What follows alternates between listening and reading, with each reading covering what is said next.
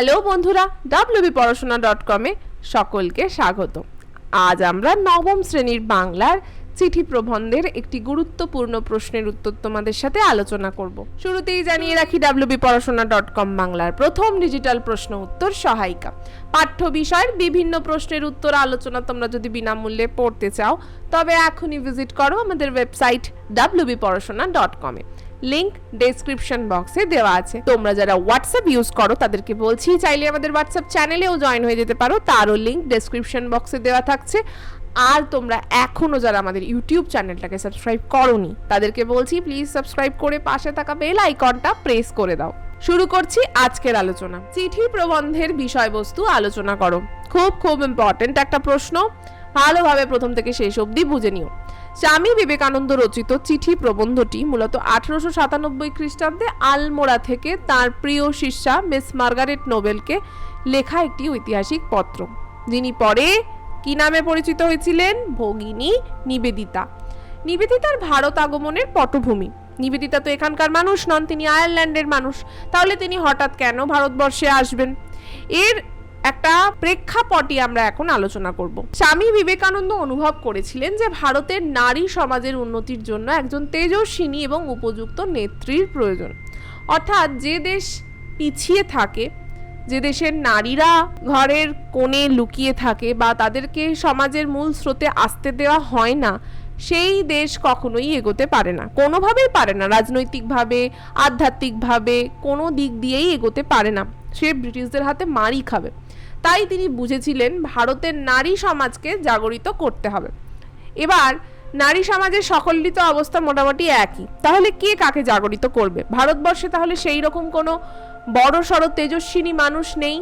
তাই তিনি বলেছিলেন মিস মার্গারেট নোবেলকে যে তিনি যদি ভারতবর্ষে এসে এই নারী সমাজের দায়িত্ব নেন তাহলে নারী সমাজ অনেক দ্রুত এগিয়ে যাবে। অর্থাৎ ভারতবর্ষে সঠিক উপযুক্ত নারীর অভাব, কারণ সকলকেই তো সেই ঘরে আলাদা করে রেখে দেওয়া হয়েছে, ছোট বয়সে বিয়ে দিয়ে দেওয়া হচ্ছে, জীবনে কিচ্ছু নেই।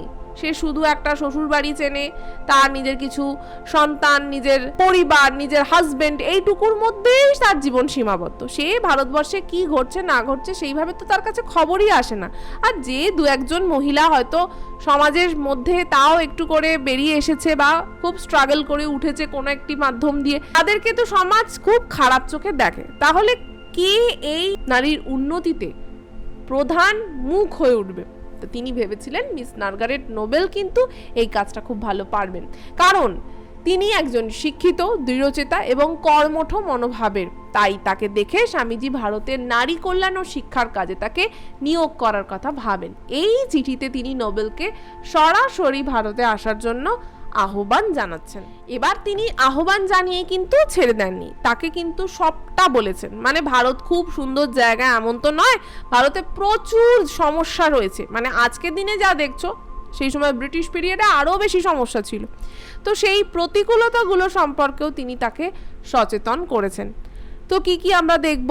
বিবেকানন্দ কেবল নোবেলকে আহ্বান জানাননি, বরং ভারতের কঠিন বাস্তব সম্পর্কেও সতর্ক করেছেন। তিনি জানিয়েছেন যে ভারতের আবহাওয়া অত্যন্ত চরম ভাবাপন্ন। তখন কিন্তু এসি বা ফ্যানের যুগ ছিল না। তাহলে এইরকম চরম ভাবাপন্ন ওয়েদার আমরা মে মাসটায় দেখি, এপ্রিল মে মোটামুটি একদম মানে ভাজা ভাজা হয়ে যাচ্ছি আমরা, তখনও এমনই গরম পড়তো। তাহলে সেই পরিস্থিতিতে কিন্তু কাকে তিনি নেমন্তন্ন করছেন? মিস মার্গারেট নোবেলকে। তিনি বড় হয়েছেন আয়ারল্যান্ডে এবং সেটা একদম ঠান্ডার একটা দেশ। তাহলে তার এই সমস্যাগুলোর কোনোদিন পড়তে হয়নি, এখানে আসলে কিন্তু এই কষ্ট তাকে সহ্য করতে হবে। দুই, এখানকার দারিদ্র। মানুষ প্রচণ্ড দরিদ্র, মানে ভয়াবহ দরিদ্র। কে হয়তো খেতেই পায় না, কেউ হয়তো মানে শুধুমাত্র খাবারের অভাবে মরে যাচ্ছে। তারপর রয়েছে কুসংস্কার এবং দাসত্বের মনোভাব। মানে কুসংস্কার তো সেই সময় প্রচুর ছিল। যা হয়, মানুষের মধ্যে যদি শিক্ষার হার কমে যায়, মানুষ যদি শিক্ষিত না হয়, তাহলে স্বাভাবিকভাবেই মানুষ অনেক ভুল ভাল জিনিসকে বিশ্বাস করবে এবং মানুষের মধ্যেকার সেই ভয় তাকে আর এগোতেই দেবে না, সমান তালে পিছিয়ে নিয়ে যাবে। এবং সেটা সেই সময় ভারতীয় নারী কেন, ভারতীয় পুরুষদের মধ্যেও বেশ বড় মাত্রায় ছিল। যেমন সেই সময় একটা খুব প্রচলিত ব্যাপার ছিল যে মেয়েদের শিক্ষার কোনো অধিকারই নেই, কারণ মেয়েরা বুদ্ধিই নেই, তাদেরকে ধরা হতো একদম নিম্ন শ্রেণীর একটা জীব। তাহলে এই জিনিসগুলো তো কুসংস্কার, কিন্তু তখনকার সমাজে এটা একদম কঠিনভাবে চারিদিকে প্রচলিত ছিল। তাহলে তিনি যখনই ভালো করতে চাইবেন তখনই কি হবে, মানুষ এইগুলো নিয়ে বিদ্রোহ করবে। 3 দাসত্বের মনোভাব, তাহলে ব্রিটিশ 200 বছর ধরে শাসন করছে, তাহলে মানুষের মধ্যে একটা চলেই এসেছে আমরা সারা জীবন মার খাবো।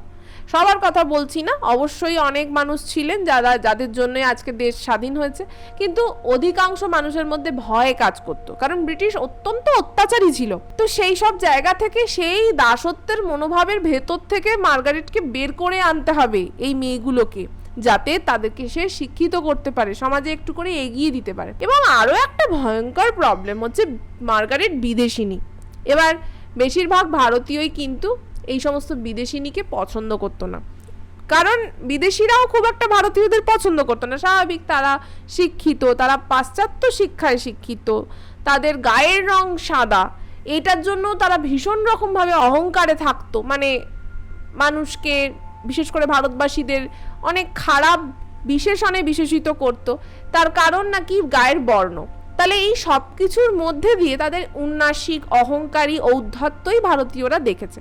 হঠাৎ করে একটা বিদেশিনী এসে যদি বলে তাদের পড়াতে চায়, তাদেরকে জীবনে এগিয়ে দিতে চায়, তাহলে কে বিশ্বাস করবে? উল্টে তাকে নানা রকম কটু কথা শুনতে হবে। তাই স্বামীজি প্রথমেই এইগুলো তাকে চিঠিতে জানিয়েছিলেন এবং বলেওছিলেন যে ইউরোপীয় বিলাসিতায় অভ্যস্ত নোবেলের পক্ষে কিন্তু এখানকার সাধারণ মানুষের সাথে মানিয়ে নেওয়া বেশ কঠিন। তবু তিনি তাকেই ভরসা করে এই সব কথা জানিয়েই তাকে ইনভাইট করছেন। এরপরে বলবো বিবেকানন্দের অভয়বাণী, অর্থাৎ চিঠির পরের অংশে কি রয়েছে। বিবেকানন্দ প্রথমে ভয়ের কথাগুলো বললেন, কি কি জায়গায় সচেতন হতে হবে, এরপরে তিনি অভয় দিচ্ছেন। বলছেন তার কাজে সাফল্য আসুক বা না আসুক, বিবেকানন্দ আমৃত্যু তার পাশে থাকবেন। তিনি চিঠিতে লিখেছিলেন মরদ কি বাত হাতি কা দাঁত, অর্থাৎ তিনি তার প্রতিজ্ঞায় অটল থাকবেন। হাতির দাঁত কি ভেতরে ঢোকে? কখনো মুখের ভেতর ঢোকে না। আমাদের দাঁত তো মুখের ভেতর থাকে, হাতির দাঁত সব সময় দুদিক দিয়ে বাইরে বেরিয়ে থাকে।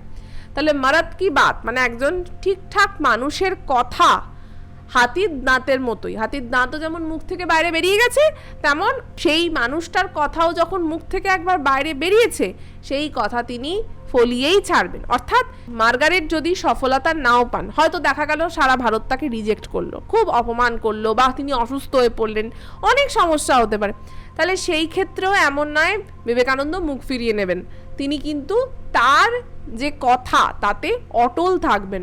নোবেলকে তিনি স্বাধীনভাবে কাজ করার পরামর্শ দিয়েছিলেন, জানিয়েছিলেন যে তিনি কখনো তার ওপর নিজের মত চাপাবেন না, অর্থাৎ সে যেভাবে চায় ঠিক সেইভাবেই ভারতবর্ষের নারীদের জন্য কাজ করতে পারে। বাকি আলোচনায় তো অবশ্যই যাব, তার আগে একটা অন্য বিষয় তোমাদের সাথে শেয়ার করতে চাই। wbporashona.com তোমাদের জন্য নিয়ে এসেছে to the point ebook series. কি থাকছে? নবম শ্রেণীর ইতিহাস, ভূগোল, জীবনবিজ্ঞান এবং ভৌতবিজ্ঞানের পুরো সিলেবাস মাত্র 30 পাতায় পেয়ে যাচ্ছ। একদম ঠিক শুনছো, মাত্র 30 পাতায় আমরা এই ইবুকগুলোকে তৈরি করেছি। এই ইবুকগুলোর মধ্যে থাকছে প্রতিটা সাবজেক্টের প্রতিটা অধ্যায়ের সমস্ত ইম্পর্টেন্ট পয়েন্টস, অর্থাৎ যে সমস্ত পয়েন্টস থেকে পরীক্ষায় প্রশ্ন আসে সেগুলোকেই আমরা এখানে একত্রিত করেছি। স্যার ম্যামরা যেরকম নোটস লেখান সেরকম আমরাও এটাকে নোটসের আকারেই তৈরি করেছি, তবে এটা আরও সংক্ষিপ্ত। তাই এখনই পারচেস করতে স্ক্রিনে একটা নাম্বার দেওয়া রয়েছে 9614581033, এই নাম্বারে আমাদের হোয়াটসঅ্যাপ করে লেখো আমি কিনতে চাই to the point ebook series. যে যে ইবুকগুলো কিনতে চাইছো সেগুলোর নাম লিখে আমাদের পাঠাও। যদি সব কটা কিনতে চাও সেক্ষেত্রে সেটাও আমাদের মেনশন করে পাঠাও। তার জন্য থাকছে একটা আকর্ষণীয় অফার।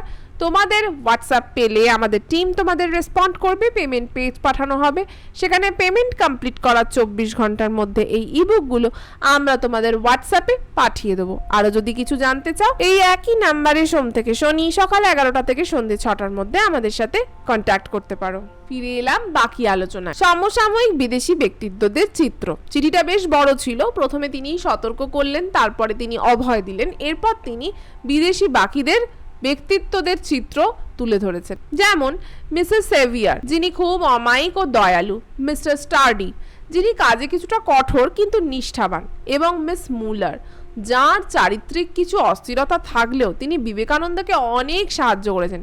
এই সব তথ্যের মাধ্যমে বিবেকানন্দ নোবেলকে বোঝাতে চেয়েছেন যে তিনি ভারতে কিন্তু একদম একা নন, কারণ তিনি তো একটা বিদেশিনী। সেই যুগে দাঁড়িয়ে একটা মহিলা এত দূর দেশ থেকে ভারতবর্ষে আসবে, তার তো একটা কমফোর্ট জোনের ব্যাপার আছে। তাই তিনি তাকে বলেছিলেন তিনি একা নন, এখানে আরো অনেকে রয়েছে। সেবার মহান আদর্শ, এরপরে তিনি বলছেন যে স্বার্থপরতা ত্যাগের মাধ্যমে কিন্তু প্রকৃত কাজ সম্ভব। তিনি নোবেলকে ভারতের জন্য একজন সিংহী আহ্বান জানিয়েছেন। সিংহী মানে একটা বেশ শক্তিশালী তেজস্বিনী নারী। ভারতের অগণিত অবহেলিত নারী সমাজের মুক্তি ও শিক্ষার জন্যই নোবেল যে উপযুক্ত ব্যক্তিত্ব, সেই বিশ্বাস এই চিঠির ছত্রে ছত্রে আমরা দেখতে পাই। আজকের আলোচনা তো এখানেই শেষ করছি। কেমন লাগলো আজকের পর্ব তা আমাদের অবশ্যই কমেন্ট করে জানিও। ভালো লাগলে লাইক আর শেয়ার করো। এই প্রবন্ধ সম্পর্কিত আরও প্রশ্ন উত্তর বিনামূল্যে পড়তে চাইলে এখনই ভিজিট করো আমাদের ওয়েবসাইট wbporosona.com। লিংক ডেসক্রিপশন বক্সে দেওয়া আছে। এই ডেসক্রিপশন বক্সে এখন থেকে থাকছে আগের বিভিন্ন পর্বের লিংক। তোমরা যদি সেগুলো না শুনে থাকো তাহলে ওই লিংকের মাধ্যমে সেই পর্বগুলো শুনে ফেলতে পারো। আজকের মতো এটুকুই। আবার ফিরে আসবো অন্য কোনো দিন অন্য কোনো পর্ব নিয়ে। ততক্ষণ টাটা।